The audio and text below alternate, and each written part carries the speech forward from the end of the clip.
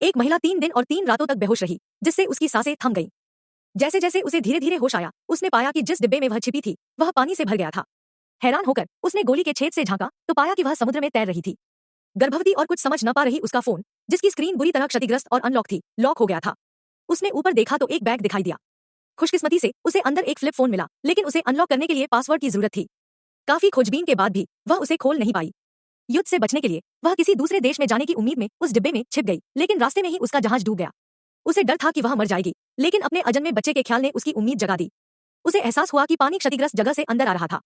छेद को बंद करके वह डूबने से बच सकती थी। खुशकिस्मती से उस डिब्बे में कई और डिब्बे थे, इसलिए उसने ढूंढना शुरू किया, लेकिन डिब्बे पूरी तरह से खाली थे। वे ऐसी चीजें थी जिनका वह अभी इस्तेमाल नहीं कर सकती थी। खुशकिस्मती से उसे आखिरकार जमीन पर डक्ट टेप का एक रोल मिला और उसने छेद को बंद कर दिया। तस्वीर में अपने पति को देखकर उसे तसल्ली हुई, लेकिन अचानक उसे बाहर से मदद की चीखें सुनाई दी।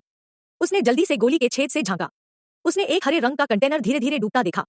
उसे शक हुआ कि उसका पति अंदर है, जो छिपने की कोशिश में बिछड़ गया होगा। हताश होकर उसने अपना सिम कार्ड दूसरे फोन से बदला, लेकिन उसके पति का नंबर नहीं मिल रहा था। उसने कंटेनर को समुद्र में डूबते देखा, बेबस जमीन पर पड़ी रही, अपने पति के जाने के बारे में सोचते हुए उसके चेहरे पर आंसू बह रहे थे। फिर उसने अपनी कलाई पर चाकू रखा, इस बेमतलब जिंदगी को खत्म करना चाहती थी। लेकिन तभी उसके पेट में पल रहा बच्चा हिलने लगा। उस पल उसे एहसास हुआ कि वह इतनी स्वार्थी नहीं हो सकती। अपने बच्चे के लिए उसे जीना जारी रखना होगा।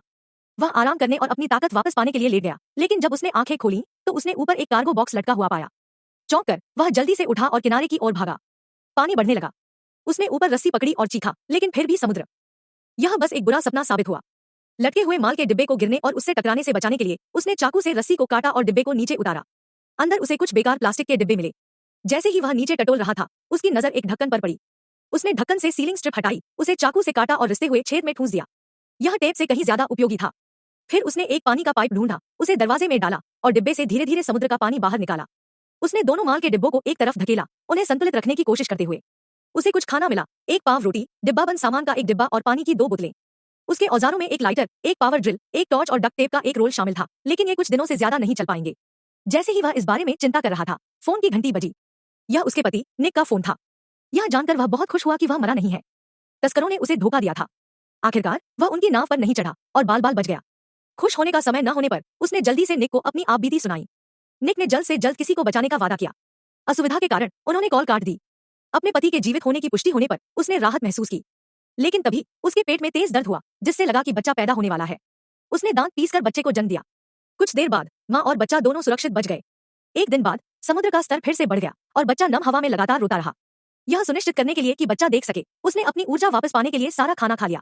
फिर उसने पावर ड्रिल उठाई और एक रोशनदान खोलने की कोशिश की, लेकिन जैसे ही वह कामयाब होने वाला